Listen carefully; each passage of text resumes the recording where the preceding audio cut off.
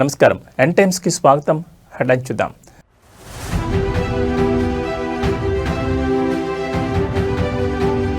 ప్రారంభమైన AP cabinet సమావేశం, పలు కీలక అంశాలపై చర్చ.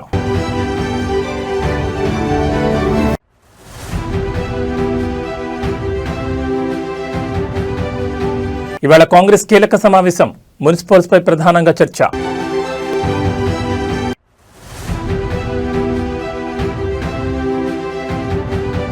మూడు రోజుల పాటు కాకినాడలో డిప్యూటీ సీఎం పర్యటన, పలు అభివృద్ధి కార్యక్రమాలకు శంకుస్థాపన చేయనున్న పవన్.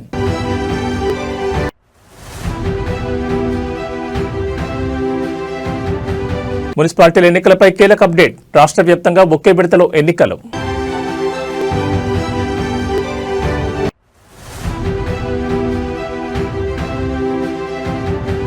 భారత్పై 500% టారిఫ్లు, కీలక బిల్లుకు ట్రంప్ గ్రీన్ సిగ్నల్. ఇక డీటెయిల్స్ చూస్తే ఆంధ్రప్రదేశ్ రాష్ట్ర మంత్రిమండలి సమావేశం ప్రారంభమైంది. సచివాలయంలో సీఎం చంద్రబాబు అధ్యక్షతన ఈ భేటీ జరుగుతోంది. సిఆర్డీ అథారిటీలో ఆమోదించిన పలు అంశాలకు కేబినెట్ గ్రీన్ సిగ్నల్ ఇచ్చే అవకాశం ఉంది. అలాగే కృష్ణానది తీరంలో మెరీనా వాటర్ ఫ్రంట్ అభివృద్ధి కోసం భూ కేటాయింపులకు మంత్రిమండలి ఆమోదం తెలపనుంది. అలాగే రాజధానిలో గతంలో కేటాయించిన 112 ఫ్లాట్లలో మార్పులకు సైతం కేబినెట్ ఆమోదం తెలపనుంది. అయితే ఎస్ఐపిబిలో ఆమోదించిన పెట్టుబడి ప్రతిపాదనలకు కూడా ఏపీ కేబినెట్ గ్రీన్ సిగ్నల్ ఇవ్వనుంది. మొత్తం 14 సంస్థలకు చెందిన 19,391 కోట్ల పెట్టుబడులకు ఆమోదం తెలపనుంది. పలు సంస్థలకు భూ కేటాయింపులకు కూడా మంత్రిమండలి ఆమోదం ఇవ్వనుంది. కేబినెట్ సమావేశానంతరం తాజా రాజకీయ పరిణామాలపై సీఎం చంద్రబాబు మంత్రులకు దిశానిర్దేశం చేయనున్నారు. ఈ సందర్భంగా తెలంగాణ సీఎం రేవంత్ రెడ్డి వ్యాఖ్యలకు వైసీపీ కౌంటర్లపై కూడా చర్చ జరిగే అవకాశం ఉంది.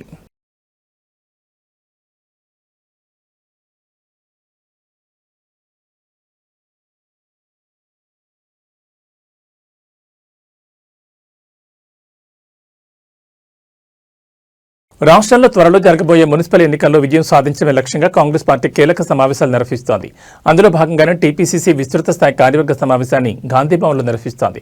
TPCC chief MLC Mahesh Kumar Goud అధ్యక్షతన జరిగే కీలక భేటీలో CM Revanth Reddy, TPCC chief Mahesh Kumar Goud, Congress in charge Meenakshi Natarajan, AICC కార్యదర్శులు పాల్గొనున్నారు. ప్రధానంగా మున్సిపల్ ఎన్నికల్లో అమలు చేసే వ్యూహాలపై చర్చించనున్నారు.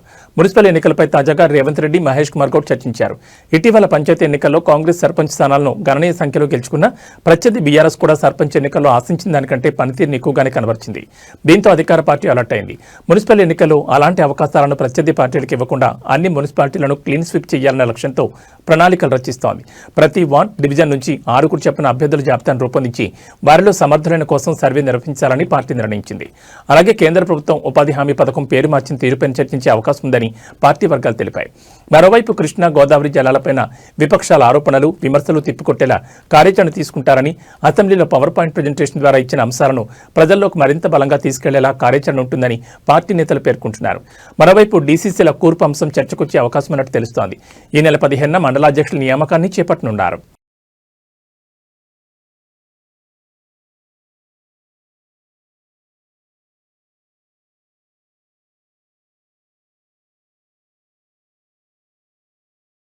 కాకినాడ జిల్లాలో డిప్యూటీ సీఎం పవన్ కళ్యాణ్ పర్యటనకు రంగం సిద్ధమైంది. ఈ రోజు నుంచి 3 రోజుల పాటు ఆయన జిల్లా వ్యాప్తంగా పర్యటించబోతున్నారు. ఈ టూర్లో భాగంగా ప్రజా సమస్యల పరిశీలనతో పాటు పలు అభివృద్ధి కార్యక్రమాలు, శంకుస్థాపనలో పాల్గొంటారు. ఇక రేపు పిఠాపురంలో జరగనున్న సంక్రాంతి సంబరాల్లో డిప్యూటీ సీఎం పాల్గొని స్థానిక ప్రజలతో కలిసి పండుగ చేసుకోనున్నారు. ఆ తర్వాత నియోజకవర్గంలో చేపడుతున్న పలు అభివృద్ధి కార్యక్రమాలను ప్రారంభించనున్నారు. ముఖ్యంగా పిఠాపురం ముంపు ప్రాంతాలను క్షేత్రస్థాయిలో పరిశీలించి బాధితుల సమస్యలను నేరుగా పవన్ కళ్యాణ్ తెలుసుకోనున్నారు. అయితే ఈ నెల 10న జిల్లా పోలీసు అధికారులతో పవన్ కళ్యాణ్ ప్రత్యేక రివ్యూ మీటింగ్ నిర్వహించనున్నారు. శాంతి భద్రతలు, పండుగ సీజన్లో తీసుకోవాల్సిన జాగ్రత్తలు, పోలీస్ వ్యవస్థ పనితీరుపై సమీక్షించనున్నారు. అదే రోజు రంగారావు మెడికల్ కాలేజీలో పలు కీలక శంకుస్థాపనలు చేయనున్నారు. ఈ కార్యక్రమంలో డిప్యూటీ సీఎం పవన్ కళ్యాణ్ వెంట మంత్రులు ఆనం రామనారాయణ రెడ్డి, నారాయణ, కందుల దుర్గేష్ పాల్గొంటారు. జిల్లా అభివృద్ధిపై తీసుకుంటున్న నిర్ణయాలు, అమలు చేస్తున్న ప్రాజెక్టుల పురోగతిపై మంత్రులతో కలిసి చర్చించనున్నారు. కాగా డిప్యూటీ సీఎం పర్యటన నేపథ్యంలో జిల్లాలో ఏర్పాట్లు చురుగ్గా కొనసాగుతున్నాయి.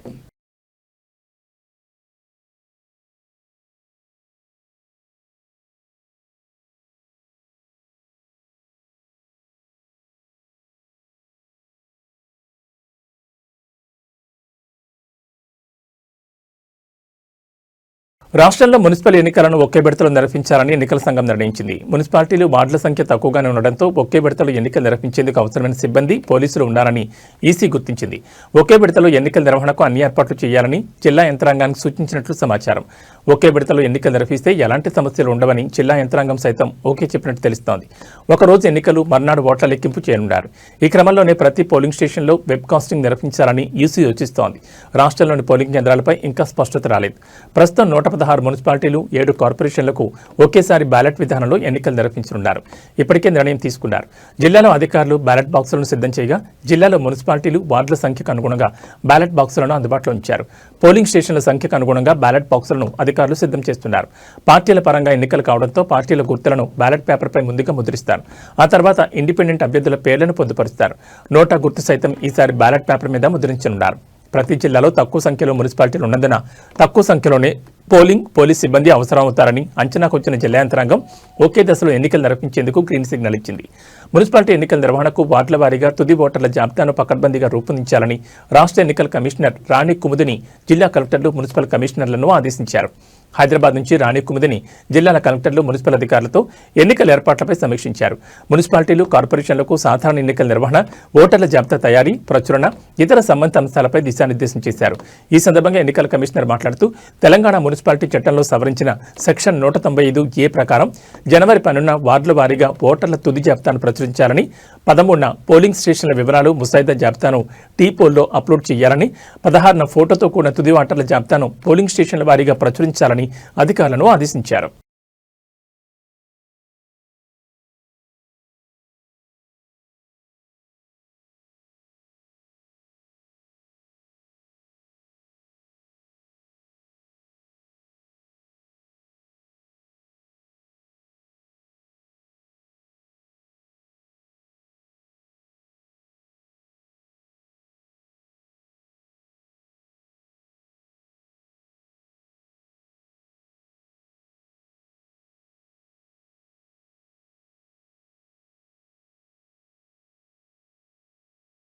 రాయలసీమ లిఫ్ట్ ఇరిగేషన్ ప్రాజెక్టు విషయంలో ముఖ్యమంత్రి చంద్రబాబు నాయుడు తీరుపై మాజీ సీఎం వైఎస్ జగన్మోహన్ రెడ్డి తీవ్రస్థాయిలో విమర్శలు గుప్పించారు.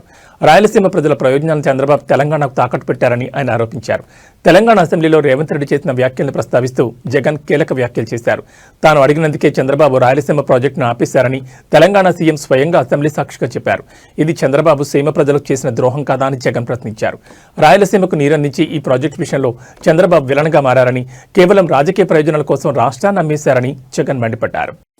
రాయలసీమ లిఫ్ట్ ఇరిగేషన్ పనులను ఆపేయాలి అని అంటూ ఏకంగా తెలంగాణ ముఖ్యమంత్రి గారు అసెంబ్లీలో క్లోజ్ డోర్ మీటింగ్లో తాను అడిగానని, తన మీద గౌరవంతో చంద్రబాబు గారు ప్రాజెక్టును ఆపేశారు అని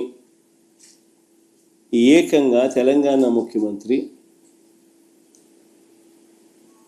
తెలంగాణ నిండు అసెంబ్లీ సభలో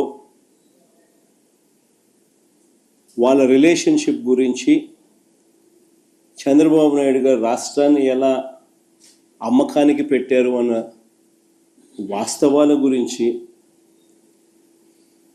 ఏకంగా రేవంత్ రెడ్డి గారు అన్న మాటలు నిజంగా ఇది చూసిన తర్వాత ఒకసారిగా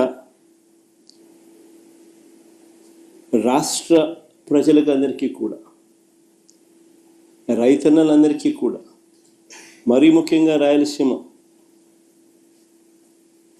నెల్లూరు ఈ ప్రాంతాలకు సంబంధించిన రైతులకు నిజంగా చంద్రబాబు నాయుడు అనే వ్యక్తి ఒక విలన్ క్యారెక్టర్ కింద కనిపిస్తుంది. ఏపీఎస్ఆర్టీసీలో సమ్మె వాతావరణం నెలకొంది. అద్దె బస్సుల యజమానులు సమ్మెశారని మోగించారు. తమకు చెల్లించే అద్దెను పెంచాలని డిమాండ్ చేస్తూ ఈ నెల 12వ తేదీ నుంచి రాష్ట్ర వ్యాప్తంగా బస్సులు నిలిపివేయనున్నట్లు హెచ్చరించారు. ఈ మేరకు గురువారం ఆర్టీసీ యాజమాన్యానికి సమ్మె నోటీసు ఇచ్చేందుకు సిద్ధమయ్యారు. స్త్రీశక్తి పథకం అమలు తర్వాత బస్సుల్లో రద్దీ విపరీతంగా పెరిగిందని, దీనివల్ల తమపై అదనపు భారం పడుతోందని యజమానులు చెబుతున్నారు. మరోవైపు పెరిగిన ఇంధన, నిర్వహణ ఖర్చులతో నష్టాలు వస్తున్నాయని, ఈ పరిస్థితుల్లో అద్దె పెంచడం తప్పనిసరని వారు వాదిస్తున్నారు. ఈ విషయంపై ఆర్టీసీ యాజమాన్యంతో చర్చలు జరిపినా ఫలితం లేకపోయింది. యాజమాన్యం నెలకు అదనంగా 5,200 ఇచ్చేందుకు ముందుకొచ్చినా ఈ పెంపు చాలా స్వల్పమని యజమానులు సంఘాలు తీవ్ర అసంతృప్తిని వ్యక్తం చేశాయి. తమతో చర్చించి అద్దెను మరింత పెంచాలని కోరుతూ సమ్మెకు దిగుతున్నట్లు స్పష్టం చేశాయి.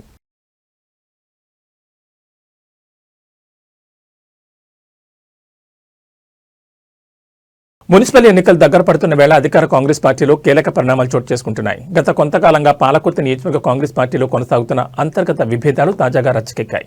స్థానిక సంస్థల ఎన్నికల ఫలితాల నేపథ్యంలో పాలకుర్తి నేతల పంచాయతీ కాంగ్రెస్ జాతీయ నాయకురాలు మీనాక్షి నటరాజన్ వద్దకు చేరింది.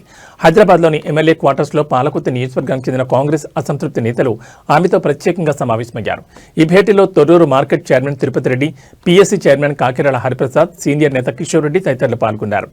నియోజకవర్గంలో ఎమ్మెల్యే యశస్విని రెడ్డి, ఆమె అత్త ఝాన్సీ రెడ్డిల పనితీరుపై అసమ్మతి నేతలు మీనాక్షి నటరాజన్కు ఫిర్యాదు చేసినట్టు తెలుస్తోంది. ఇటీవల జరిగిన స్థానిక సంస్థల ఎన్నికల్లో ఎమ్మెల్యే యశస్విని రెడ్డి, ఝాన్సీ రెడ్డిలు మేజర్ గ్రామ పంచాయతీలను గెలిపించుకోవడంలో విఫలమయ్యారని వారు పేర్కొన్నారు. కాగా తాము మాత్రం తమ సొంత బలంతో 10 మేజర్ గ్రామ పంచాయతీలను కైవసం చేసుకున్నామని, పార్టీ పటిష్టత కృషి చేస్తున్నా తమకు పార్టీలో సరైన గుర్తింపు దక్కడం లేదని అసమ్మతి నేతలు మీనాక్షి నటరాజన్కు ఆవేదన వ్యక్తం చేశారు. ఈ ఫిర్యాదుల నేపథ్యంలో ఆమె ఎటువంటి నిర్ణయం తీసుకుంటారనే దానిపై తీవ్ర ఉత్కంఠ నెలకొంది.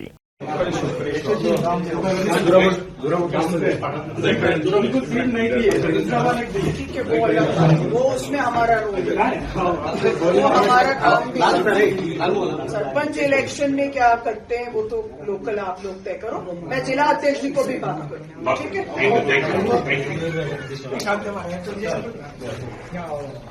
ठीक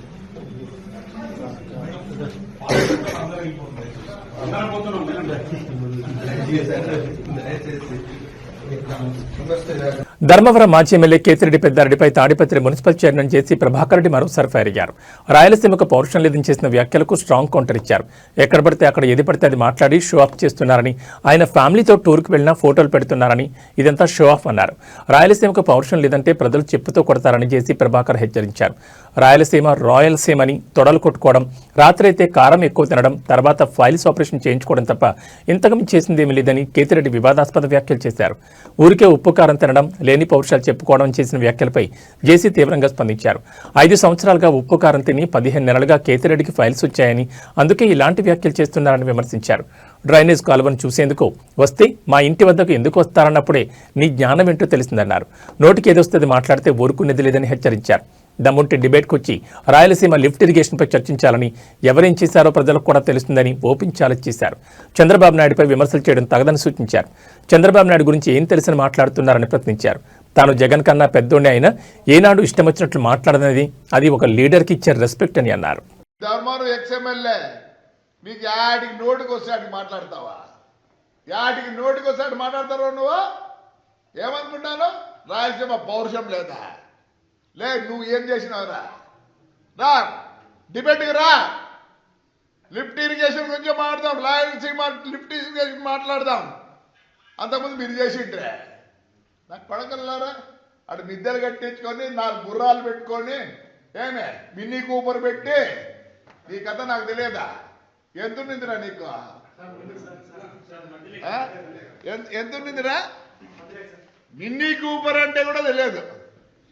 ఏమే కొన్ని రోజులు నువ్వు వాడితే కొన్ని రోజులు మీ సినాయన వాడా అంటే యాడికంటే అటు మాడతావు. రాజస్థాన్ జనాన్ని తంతారే నిన్ను. నీ భాష మార్చుకో. మొన్న చెప్తాను చూడి, మొత్తం ముస్లిమ్స్ నీకు ఓటు వేసినారు కాబట్టి నువ్వు వాడికి వచ్చినావు. అదే వేరే వాడిని నిలబెట్టింటే వేలకు పోయింది. పొంద గుడ్ మార్నింగ్, గుడ్ ఈవినింగ్ ఏం చేసినావు చెప్పరా? ధర్మవరం నువ్వు ఏం చేసినావు చెప్పరా? తెస్సువి మిషన్, తెస్సువి సెగ్రిగేషన్ మిషన్ ఈ రోజుకి అట్లే ఉంది. బాడిగలు తీసుకొని తిన్నావు, దాంతో నువ్వు సుఖపడినావు. రా ధర్మవరం పోదాం. ఈ రోజుకి మీ సెగ్రిగేషన్ చేసినారా? ఎందుకు అందరిని ఆడబోసుకుంటాడు? అంటే చంద్రబాబు నాయుడు గురించి లే, నీకు చంద్రబాబు నాయుడు గురించి మా అర్హత ఉందరా? నేను కూడా జగన్ కన్నా పెద్దోడిని, బట్ ఈజ్ ఎ లీడర్. కొద్ది వరకే నేను మాట్లాడగలను. ఏవో దేశంలో